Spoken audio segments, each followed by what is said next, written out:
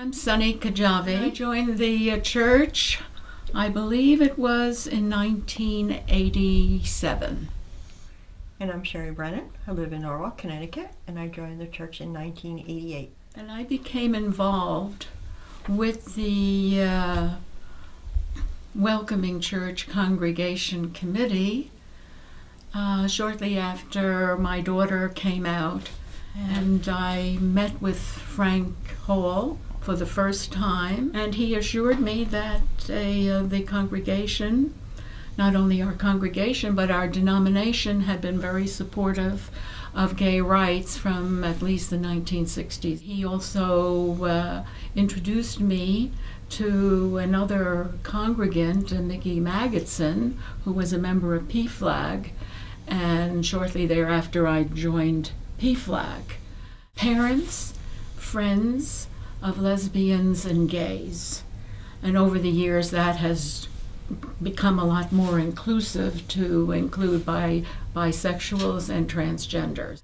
That encouraged me in many ways to become a member of, to want to work not only for educating myself, but also to be supportive of my daughter and to begin to advocate for the gay community as a whole. And I joined the church in 1988 after a long struggle of trying to find a religious community that I felt comfortable with. I came from a very Christian background, and people were not accepting of my gay and lesbian friends among some of my other diverse friends. I had a friend who tried to commit suicide, and when he told his parents about it, rather than encouraging him to be who he was so he felt comfortable, they had him go to his priest, and that just was devastating to him. And I realized in my Christian background that where I was just not comfortable for me, so I left the church for a very long time. Found out about the Unitarian church and started coming there for various reasons, but I was still concerned about how accepting they were to other diverse populations, including gays and lesbians. So at that time I didn't have a computer, so I did a little research. I called the UUA, asked them for some information, and I found back as not far as 1970, they passed at General Assembly a resolution to support gay and lesbian rights. So I was so happy to find a religious community that I felt comfortable with. And it's not only that they were supporting it, but they were making an outward stand about it too. And that's when I found out about the Westport Unitarian Church and then became connected. And then from there we had a meeting with at Denny Davidoff's house, I think it was a Saturday or a Sunday night, talking about feedback about a meeting that Scott Alexander had at the church. And we talked about the diverse population and what we needed to do, and that's how we started forming the Welcoming Congregation at that time. Was there any negative response to the church becoming a welcoming church? Later down the road, after the committee became more active, and we actually went through a program that came out of the UUA, came out of Boston, and Scott Alexander was actually the editor of this course. That 10 chapters. I think it took us about 20 weeks to go through it at least. We started to hand out little questions and put them on the seats of the congregation, some general little questions to get a feedback. Some of that feedback was a bit negative. Yeah, so at that time we didn't think the congregation was ready to have a congregational vote about becoming a welcoming congregation. We felt that we needed to spend a little more time finding out what the concerns were and how to make people feel more welcoming about having a welcoming congregation. We did a survey at one time, and some of the questions were very basic about how do you feel when you see a gay couple holding hands? And some people at that time felt very negative about that or very uncomfortable. So we spent a lot of time working and just trying to listen as well as give what we were learning and sharing with the church. We had a couple Sunday services. Yes, we did. That one was led by Marian Weisel, and it was. I'm Marian Weisel. I was a member of the Westport congregation for many years. Felt the call to ministry in that congregation. Went to Star King School for the Ministry in 1995. Graduated in 1998. Was ordained in Westport, I believe it was in 2000, and served in Westport as a community minister for a number of years. Left Westport and went back to the Unitarian Society of New Haven, not as somebody who attended there, but as an assistant minister. And people came up to them afterwards and said, we never thought of these things. We never thought about the rights that gay people may lose, how they may be ostracized at work, for example, if they come out and say, well, I'm gay. So we spent a lot of time about it. There was a march in, I think it was 1994 or 93 in Washington, and we wanted to go to that march, and we wanted to carry the church banner. So we had a meeting at the church to see if we could carry that church banner. And I think there were maybe about 7 people out of the whole congregation that didn't feel comfortable with it at that time. So then once we got that approval about the banner, we were like, okay, now we're ready. We can start concentrating on getting that vote going forward. Exactly. And that's when we decided to hold it in 1994. We started having a lay-led service during the summer, and a couple of the people in our group and on our committee would be highlighting their own experiences, either personally or through their children, or so it was sort of easing into it. The congregation was becoming a little bit more attuned to it, and as John Tully, our reverend, had said later on, that it helped at that point in our journey that we had so many straight people on the committee.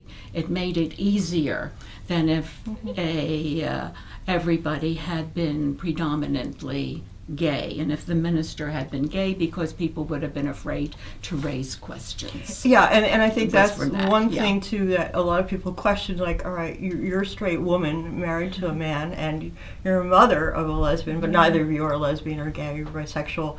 Why is it so important to you? And then they began to realize it's important to us as straight people to respect and to honor everyone in all different types of diversity, and that's when other people started thinking about how would it affect their lives and the friends that they have too. So I think at first I felt uncomfortable that we didn't have a committee chair that wasn't gay, lesbian, or bisexual, but people began to understand why it was important to us. So, and I met so many wonderful people. oh yeah, I wouldn't go back on that at all. Yeah. I would be very disappointed if Lily said today, "Oh, Mom, I am not gay anymore." And Shari and I were co-chairs of this committee after Joanna Elling. Joanna Elling and Marian Weisel. Well, we were always fortunate that we had Frank Hall as our minister. Well, first of all, thanks for doing this. It's a piece of history, the welcoming congregation effort that I was part of. We're doing blessings, I think he would call. I think before they could actually use the word marriage, blessings, a special ceremony. Yeah, yeah. He had been doing those without even the congregation even being aware of it. Yeah. I am very glad that our committee is actively engaged in extending our to question this whole transgender, bring the transgender issue into the fore. And I'm so glad that Amy Rose from the Triangle Center is waking us up, and we are able to do a lot. We will be just opening our arms a little bit more. Yeah. So we're standing on the side of love in our own way. Yeah. Yeah. My name is Peter McKnight, and I joined the Unitarian Church of Westport in 1997. I grew up Episcopalian, and so I don't recall ever hearing of the Unitarian Church until I graduated from college, and a friend of mine invited me up to Toronto, and we stayed with a Unitarian minister in Mississauga and went to the service the next morning. And I remember a reading that still stays with me. It said, "He drew a circle to shut me out, heretic, rebel, a thing to flout. But love and I had the wit to win. We drew a circle to bring him in." And so that planted the seed in me that I might be a Unitarian Universalist. Well, several years went by, and I went to my uncle's funeral. And I didn't really feel comfortable with the message, so I said, I don't want this to be the message at my funeral, so maybe I ought to join that Unitarian church in Westport. So around that time, there were some folks that were reaching out to the lesbian and gay communities and from the church and saying, we're a welcoming congregation. And I remember somebody coming up to me and giving me I think it was a brochure, and so I said, that's another reason to join the church. So I joined in 1997, and I've been coming ever since. And it was 2 or 3 years ago when the Rainbow Task Force started to become more active. I was very happy to start coming to some of the meetings and the potlucks, and I feel it's a really good group. It's very welcoming, and it makes me feel special to be part of this church. So our role going forward, I believe, should be to make new folks welcome into the church who might feel isolated otherwise, and also to set a good example for other faiths that may be struggling with becoming welcoming congregations. We've certainly, maybe if we weren't the first, we've been very good at it. For myself personally, I think we are doing an adequate job, but I'm certainly open to hearing what others may feel about that. I'm Denny Davidoff, and I started coming to the congregation in the fall of 1960. And I actually signed the membership book in the spring of 1966. But right from the start, in 1960, my late husband Jerry and I were very active in the congregation, and I remain active. We went to our first General Assembly, our Unitarian Universalist Association General Assembly, in June of 1968, at the suggestion of our then minister, Ed Lane. And it was a life-changing experience for Jerry and for me, because we became very attuned to the variety of social justice issues that Unitarian Universalists all over the country were beginning to shape and witness and be activists in. So in 1968, it was the issue of race and voting rights and all of the work that had been raised up by Dr. Martin Luther King Jr. And in 1971, the emerging gay lesbian, I use the language of the time deliberately, caucus within the UUA began to make itself known at General Assembly. The people, both lay and clergy, who had come out as early as 1971-72 were allies of the people who were fighting for racial equality. And so I remember very vividly any number of meetings at which the gay folk asked the racial equality folk to support their quest for justice, just as we were doing for people of color. So for me, my activities in support of GLBTQ goes back to June of 1971, when the General Assembly was at the Hilton Hotel in Washington, D.C. In those days, a General Assembly could fit in a hotel ballroom. Not anymore. We now only fit in convention centers.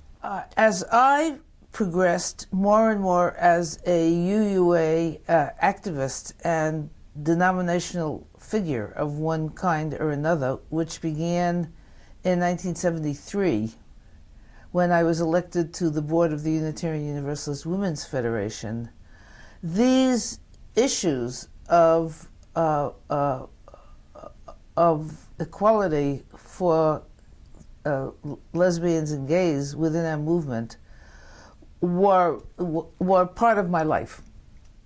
They weren't part of my life at the Unitarian Church in Westport, but they were part of my larger denominational life. And eventually, I had to take notice of the fact that I was operating on one level within the UUA, and there was silence at the Unitarian Church in Westport regarding the issue of gay rights. In the late 80s, I remember talking to Mickey Magidson and Sonny Kajafi, who was on the church board at the time, Sonny was, and Mary Castrina, all of whom had daughters who had come out as lesbians. And I remember in particular my conversations with Mickey, simply because I knew Mickey better than the other women, and she had become very active in PFLAG. And meanwhile, year after year after year, the Unitarian Universalist General Assembly was passing resolutions about marriage equality, initially civil unions, recognizing bisexuality, providing official cover for our ordained clergy to perform civil unions, and people all over the country, Unitarian Universalists, were allies in one state or a large metropolitan community after another in the pursuit of rights for what was becoming the GLBTQ community, ever increasing in our faith movement, because we very early on ordained and accepted into fellowship within the Unitarian Universalist movement gay and lesbian ministers. We were very, very, very early in that. I would come back from a General Assembly energized about these issues and find this distressing silence here in Westport at the congregation, and indeed in every congregation in Westport. It just wasn't the Unitarian Universalists. In 1989, the General Assembly was held at Yale University, and I was at that time the chair of the General Assembly Planning Committee, and that was my last of 4 years on the General Assembly Planning Committee.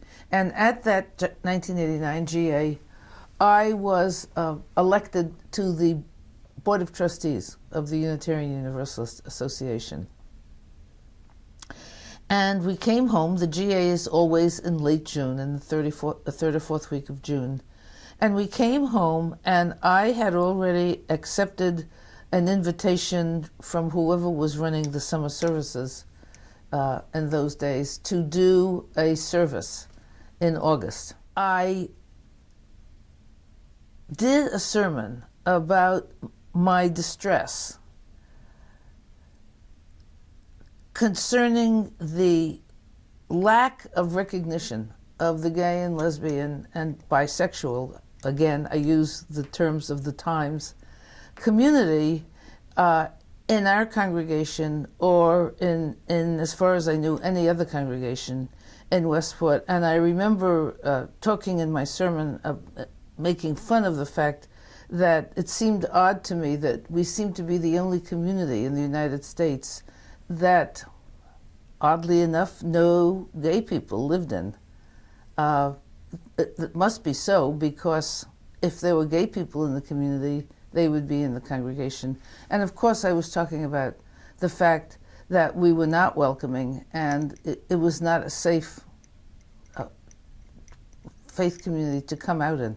I think that in 1990, I followed Ted Beers as board chair in our church. And Ted had been to that General Assembly in Yale, and he was very energized as a straight man around these issues. And by that time, the Unitarian Universalist Association had published the Welcoming Congregation handbook, curriculum, if you will, that a congregation could attend to, follow, and in the hopes of becoming certified as a welcoming congregation within the Unitarian Universalist Association. And I don't remember all the details, but I vividly remember that Ted Beers and I, and I know Mickey Magidson was there, and possibly Sonny, had a meeting with Frank Hall to ask him if he would, as our senior minister, and at the time our only minister, if he would support this endeavor. And of course he agreed to do that, and did. So we went through the whole process of becoming a welcoming congregation. I think it took the better part of a year. It required educating people in the congregation, educating the board, understanding what it would mean to be a safe space for people to come out in. And out of that early effort, in somewhere between 1989 and I would say 1992, was born what is today the Rainbow Task Force. I went on to become the presiding officer, the moderator of the association from 1993 to 2001. And in all of those 8 years, the swell of witness for LGBTQ rights has become more and more prevalent in the association, and there are an enormous number of ordained ministers who are lesbian and gay and trans. And I know a lot of them. They are dear friends of mine, and we have done a lot of history making together. Today, I am a consultant for fundraising for Meadville Lombard Theological School, and I'm pleased to say that we have trans people who are currently students at Meadville Lombard, and the faculty is straight and gay, and the administration is, and it's just that my life is normal around issues of the rights of all people to love who they want to love and be who they not only want to be, but in fact are.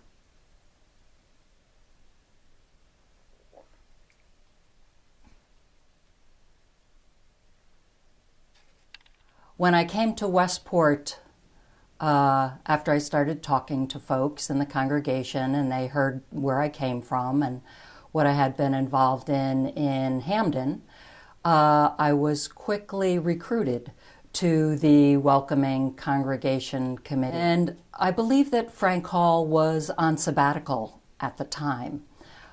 So we met as a group for a number of months. I remember meeting with some folks in the congregation who were in leadership positions and who rightly had some questions and concerns about the process for the congregation. I remember Diana Bell was one of those people, and she was possibly on the board at the time. And I remember she asked insightful and good questions that helped us as individuals and as a committee begin to better articulate really our message to individuals in the congregation and to the congregation as a whole. As a matter of fact, I've told this story to Diana, so I feel comfortable telling it here. Whenever I feel that I have something difficult to communicate to a group or to a congregation, I picture everyone as Diana Bell, because I felt that she came to that meeting with her questions and her concerns, but an open heart and an open mind. And I think that's the best we can ask for in a congregation or among anyone, really. When I came to the Westport congregation, people would tell me that there were no out gay, lesbians, bisexual, transgender folks in the congregation. And I would tell them, well, really, there are a lot of gay folks here, including myself, and perhaps they need more encouragement to be more visible in the congregation by making sure that they're in a safe place to be out.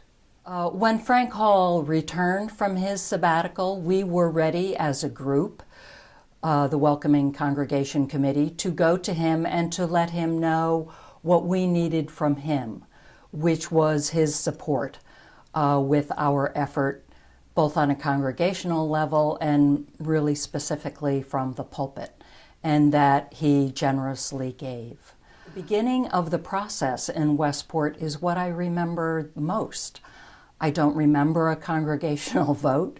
I don't remember a celebration afterwards, which I'm sure at least the Welcoming Congregation Committee had. And I think that's true for me because this process was really fundamental to me as, my call to ministry. It wasn't all of my call to ministry, but that process was really important to me in kind of seeing both sides of it, from the congregation's perspective, but also from an individual who was going to be affected by how open and welcoming a congregation was to somebody who's gay, lesbian, transgendered, bisexual. I remember at one point we, went and met with Denny Davidoff, and Jerry probably was there as well, and talked with Denny and Jerry about the denominational effort and what was happening there. And we talked as a group, as a whole group, about our next steps in Westport and really a strategy for us as the Welcoming Congregation Committee and how we might go forward. Hello, my name is Suzanne Sheridan. I am a lesbian and married to Roseanne Gates, who is also a lesbian. We both joined the Unitarian Church in Westport after they became a welcoming church, and we had heard through many of the people on the Rainbow Task Force, which used to be called the Lesbian, Gay, Bisexual, and Transgender Task Force, about the process, but we personally did not take part in it. Because we're not physically visible, it's more important that there be a welcoming church concept so that we as lesbians, gays, bisexuals, and transgenders know that we are welcomed. Or if we were all lilac, for example, then people would know that we were gay, but there's no way to tell. So for that reason alone, it's very important that people know that they are welcomed, and that the welcoming church process was very important for gay people so that we know that we are welcomed in the church. Before that happened, there were many, many people who were gay who never told anybody that they were gay couples. So people didn't know that they were gay, but they were, and they were there. It's just that they didn't come out. Rosie and I came to the church around 1996, 97, when we moved to Westport. I had been a member of a different church, and we decided to try out the Unitarian church. And we were very glad we did, because we felt there were a lot of forward-thinking people there, and we were extremely welcomed. I mean, it was over-the-top welcomed, and it made us feel great, and gave us the opportunity to mature and develop as a couple in ways that we might not have had we not been in this congregation. We felt like they gave us wings. They allowed us to become the people that we really were, both in our relationship and outside our relationship. In 2005, we had a civil union ceremony, which was done. We looked at each other and we said, we're not going to do a civil union until it's legal. And as soon as it became legal, we married, and we had 300 of our closest friends in attendance at our beautiful wedding ceremony, and it morphed into a marriage legally a few years later, which we were very grateful for also. And we were the first ones there at the town hall with Patty Strauss was there, and we got our marriage certificate, and it was really incredible. The experience was almost overwhelming in its blessing to us as a couple. Now we actually do our taxes together like real adult people, and this is true not only in the state of Connecticut but federally. So we've come a long, long way, and it would not have been possible if we didn't have these little steps along the way. The church's steps to become a welcoming church, the ability to have a civil union, the kind of pressuring that we did on our legislature to allow the state of Connecticut to allow marriage. And we had always seen that marriage equality was the end result that we wanted. So our church was an incredible blessing to us. I don't know what our lives would be like without it. And we give thanks to Joanna Alling and Sunny Kajavi and all of the people who were part of that initial committee to create a welcoming church, because it couldn't have been easy, but it was so important. So it was because of this, these steps, all in the right direction. And I can say that our church were the ministers that went to New Paltz when New Paltz allowed marriages. The mayor couldn't do them all himself, and Barbara Fast and Frank Hall, and they married us, by the way, Barbara Fast and Frank Hall. And Deborah Hafner also went to New Paltz, and she's been very, very supportive all the way through as well. And gosh, there's so much love in our congregation for us. The process that we are aware of is the one that happened after we became a welcoming church, but before we became civil unions were available for people like us. And I can say that there was lively discussion. Very few people were against it. I can't remember anybody who was against it. There was a difference in belief about how long it would take. And some people thought it would take 10 years. Some people thought we should have it now. But I remember one day Frank turned to me and Rosie and said, "What is it that you want?" And I said, "We want what you guys have, the ability to marry the person you love and to live the life that you want to live with that person." And for that, he really got it. He got it. He's always been there for us. And I'm just very, very grateful to the process and to our church. And I would say that this is a great church if you're a gay person or a transgender person to come to, because there is an understanding of the social justice elements involved in this. I believe that the Rainbow Task Force, as it exists, is a very important part of what the Unitarian Church stands for. And we are going to, it looks like we're going to be moving toward coalition with standing on the side of love. Because we see the gay fight for justice as something that is similar, if not identical, to immigration reform, racial reform, overcoming racial stereotyping, transgender reform. They're all civil rights that need to be addressed. So in the coming years, our focus will be to align with these groups, because we're all in this love together. We're all in it together. We have the same issues that they have.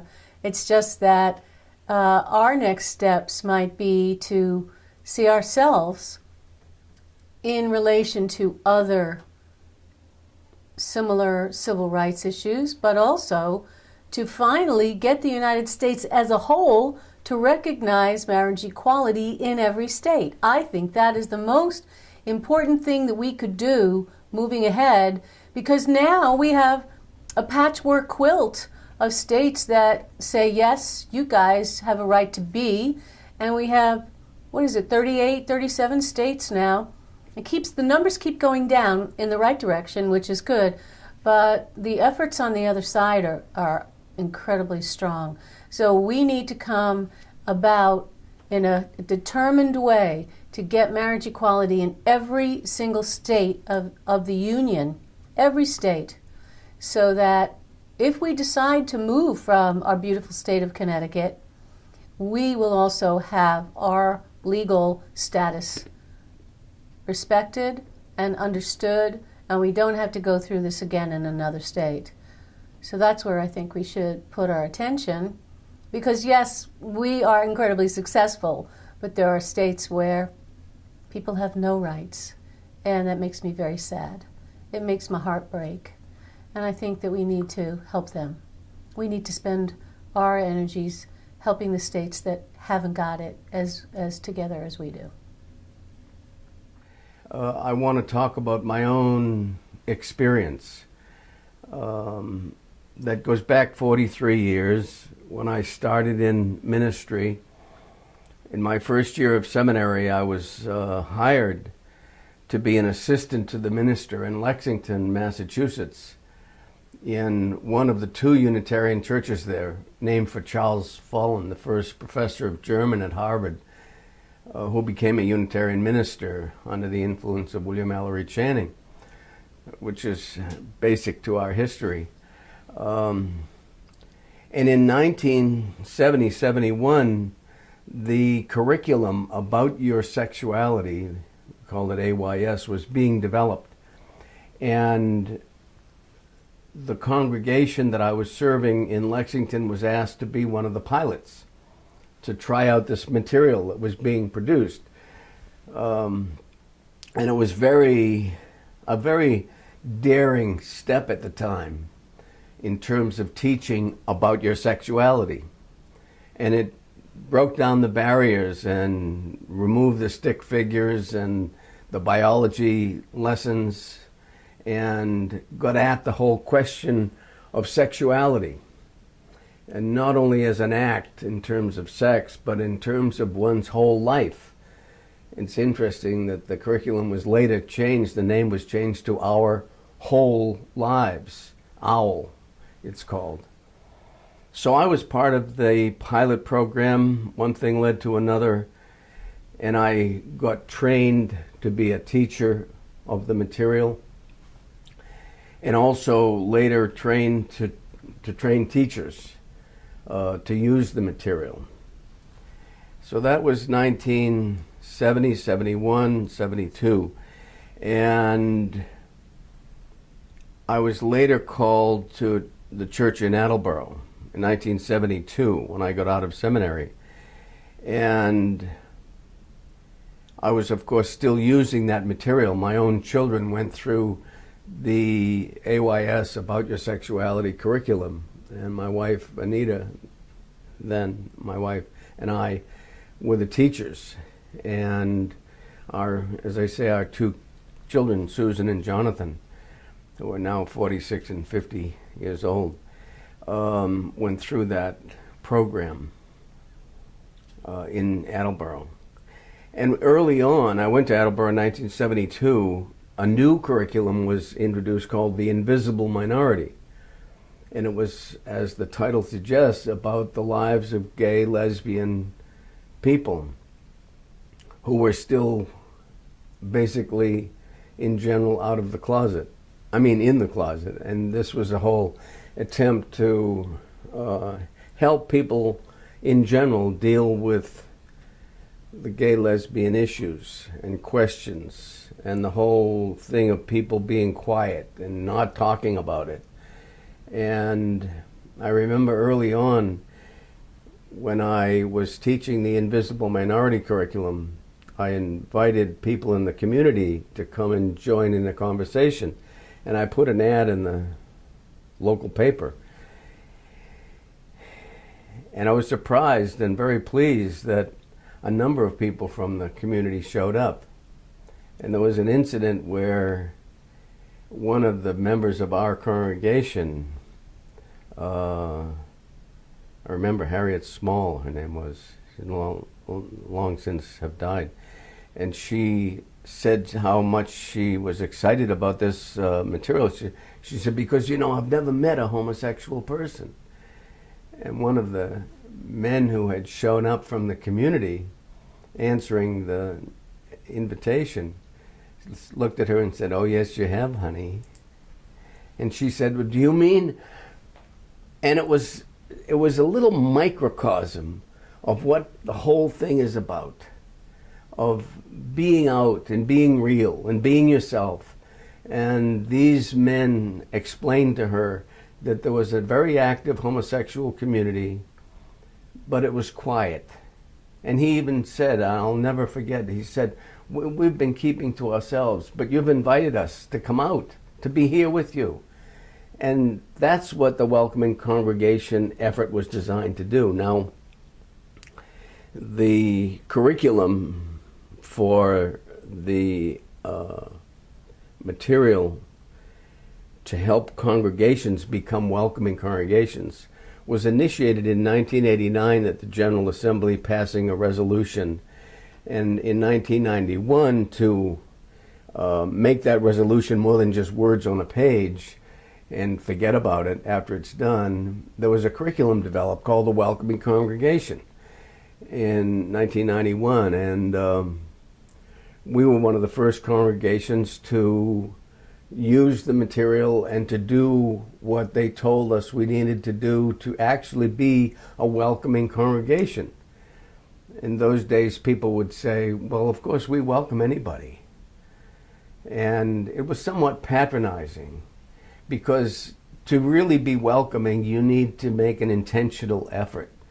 And there are things you have to do. There are things, for example, that when somebody walks into the building on a Sunday morning, say to visit, what's on the bulletin boards? What tells them that you are a welcoming? What's being said from the pulpit? What's being said from lay-led announcements? Is there any indication that you are really welcome in this congregation? So we went through the process and we got certified in 1994. We had done what they had said. And in a way, that ending was a beginning.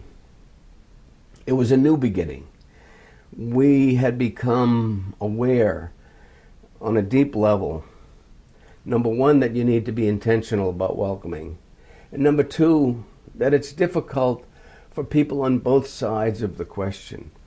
For example, several parents of children who had grown up in our congregation came and talked with me and others about coming out, about having a gay or lesbian son or daughter. And that became a very important piece of the project for them, very real. And walking through that process, it almost seems like ancient history now. Things have changed quite a bit, and for the better. But one of the things that I think of in the 20th anniversary of this effort is that we still have a long way to go. We live in a small world, and when you read about the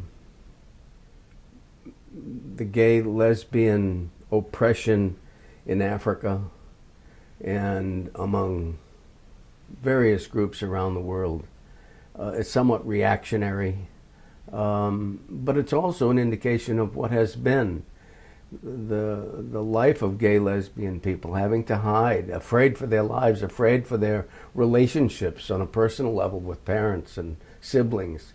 So the effort was really far-reaching, much more than any of us could have imagined to begin with. And I'm just very pleased to have the opportunity not only to do this in terms of an interview, but for me personally to think about what I went through. For example, in 1984, when I was called to serve the congregation in Westport at the General Assembly in Columbus, Ohio, that summer, I was to start August 15th, and this was in June, a resolution was passed in support of clergy who were doing union ceremonies, who were in a sense blessing marriages, which couldn't be legal. And that summer there was an article in the Westport News about the General Assembly resolution. And it was sort of far-reaching. It was saying, this resolution was passed in support of clergy doing ceremonies. And so I started getting calls. The first call I got before I had done my first Sunday service was from two lesbians who had been together for over 30 years. And one of them, as it turns out, was terminally ill. They were both in their mid-late 60s. And they asked me if I would do a ceremony and bless their union. And at Christmas time, I remember we went down into the chapel downstairs in the church, because it was a small group. There were maybe 25 family members, friends, and how important it was for them after all this time. And they gave me a poem to read at that service, and I'll never forget it. I'll never forget the sense of connection between these two women, as loving as anybody could ever be. And the poem from Sarah Teasdale said, "You had only to open the door to bring me the self I was before. I thought I should never see her again. I thought she was hidden from women and men. Her eyes had been bright as the sun on water. She sang as blithe as an elf king's daughter. I had hoped, and then I had stopped hoping, and the years ran downward still and sloping. But on that October night I knew the self I was came back with you." Now, nothing in my experience could express the process better, not only between those two people, but the opening line, "You had only to open the door." Somebody has to open the door. That's what the Welcoming Congregation effort is about. Bottom line, opening the door and being welcome to help somebody be real. You can't do that for them. but you can open the door, and you can be intentional about being welcoming. And that is an effort of many people. I had an influence, but I was not directly involved in doing the organizational work of the Welcoming Congregation. I know that I was an inspiration, or I was doing my work as a minister, and I was doing more and more gay lesbian unions. And there were a few couples for whom I did a ceremony of commitment, and then it became legal with a civil ceremony in Connecticut. And then they came back and said, we want the legal part. So I did civil ceremonies. And then, lo and behold, Connecticut was one of the first to have legal marriage with all the rights and privileges. And that's the nub of the marriage thing versus civil unions or whatever, the second class relationships. And so there were some for whom I did all three ceremonies. And then one of the big moments for me, and it relates to what we're talking about, was when Roseanne and Suzanne came down the aisle. And Barbara and I were officiating, Barbara Fast and I, at the ceremony. And it took a long time in terms of the ceremony to make that walk down the aisle. And I said, well, it's taken you a long time to get to this point. And I said, that's because it took us a long time to get here. And we are at a good place, but we have more work to do. And I'm glad to be part of the conversation that's going on.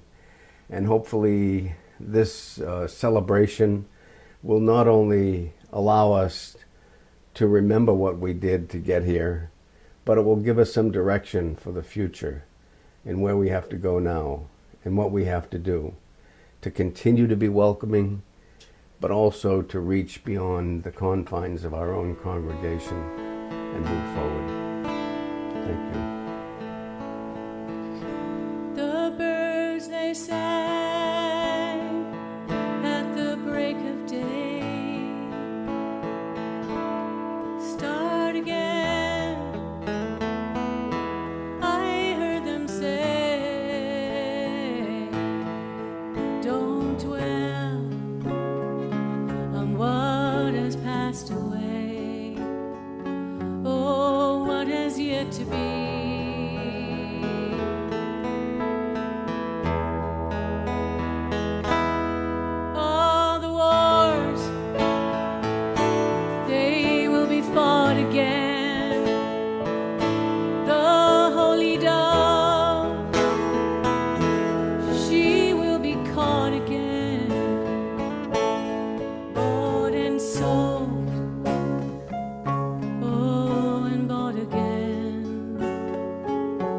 Dove is never free.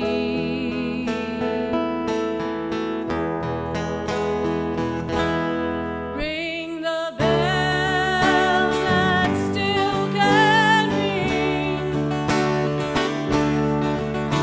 Forget your perfect covering. There is a crack in everything.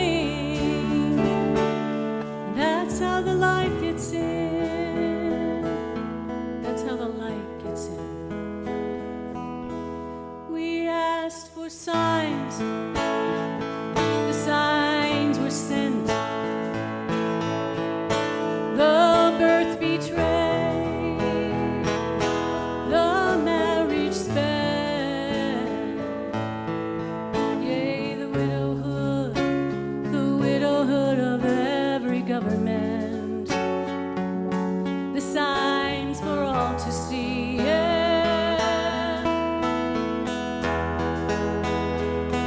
I can run no more with that lawless crowd, while the killers in high places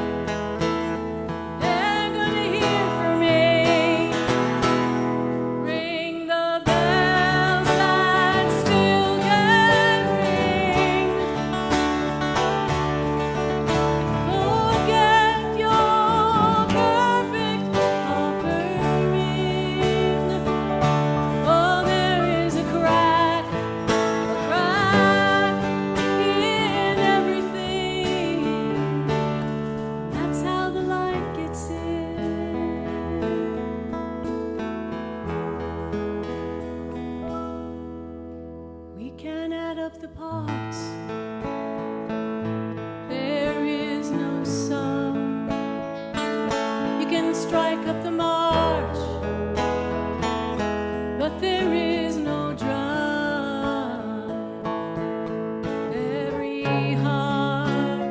Every heart to love must come, but like a refugee, yeah, like a refugee. Ring the bells that still can ring. Forget your perfect offering, 'cause there is a crack in everything. That's how the light gets in. That's how